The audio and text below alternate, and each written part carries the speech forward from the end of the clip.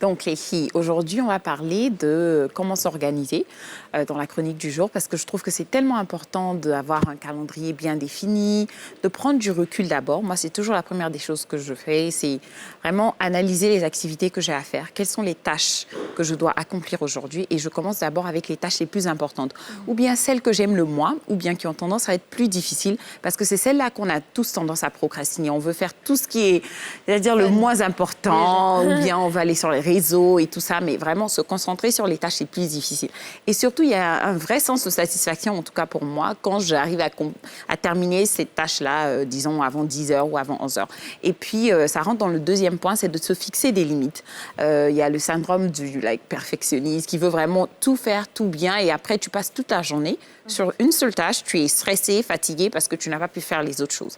Et donc, c'est de vraiment identifier le temps minimum que cette tâche peut prendre, vous donner au moins 30 minutes additionnelles et voilà, définir que bon, d'ici 11 heures, je termine cette tâche-là et voilà, je passe à autre chose.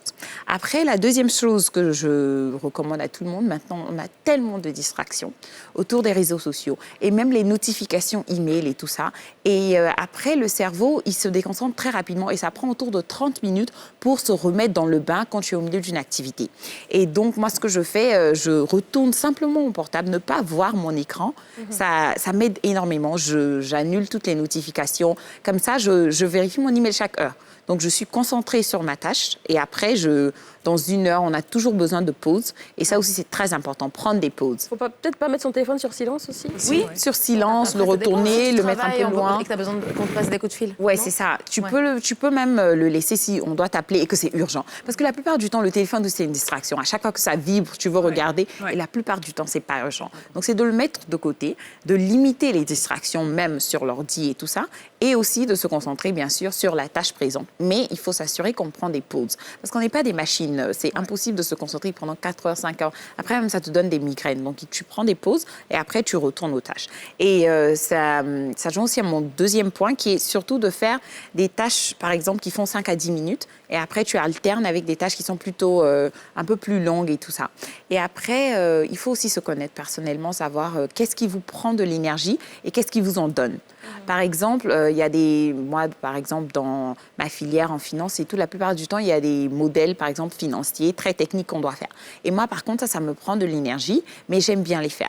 Donc, je vais les faire et après, j'alterne avec une activité qui m'en donne. Par exemple, je suis très extravertie. Donc, j'aime bien parler aux gens, j'aime les réunions et tout ça. Et donc, ça m'en donne. Donc, quand je finis un modèle de 2-3 heures, je veux bien planifier une réunion ou bien prendre ma pause déjeuner pour maintenant me ressourcer avant le reste. Et voilà, après, moi, je dis si tu as besoin de café, si tu as besoin de jus d'orange, du coca ou quelque chose pour te redonner un peu de pep dans la journée parce que 8h, 10h, c'est quand même assez long. Et comment tu fais quand tu as envie de prendre une pause toutes les heures, ça marche? Toutes les heures, ça c'est quand même beaucoup. Mais après, moi, je recommande franchement de se lever parce que vraiment, être assise aussi toute la journée, le corps humain n'est pas fait pour ça. Et de marcher, par exemple, si tu as un coup de fil à faire, tu le fais pendant que tu marches, tu vas aux toilettes et puis te déplacer un peu. Aussi, hein. Et puis voilà, et moi, en tout cas, j'essaie surtout vraiment à midi de sortir. Surtout l'air frais, ça aide énormément en termes de vraiment pouvoir prendre de l'air et puis après de retourner dans le bureau. Est-ce que tu peux te ressourcer avec les réseaux sociaux?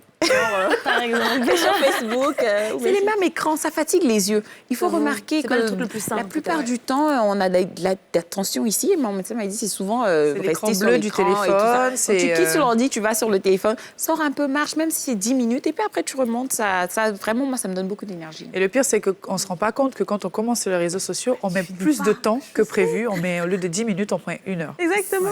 C'est un vrai problème. Mais c'est un bon type, le fait d'alterner des tâches plus chronophages et d'autres plus courtes. Exactement. Je pense que ça te permet au moins d'accomplir quelque chose. Quoi. Ouais. Et puis surtout, quand tu as ta to-do list, tu fais la liste et au fur et à mesure de vraiment check et ça fait plaisir, au fait. Donc, ça fait tellement plaisir. Exactement. Par contre, quand tu avais genre 10 tâches et que tu en as accompli que 2 dans la journée... Après, là, tu te sens tellement misérable. Ouais, non, c'est grave.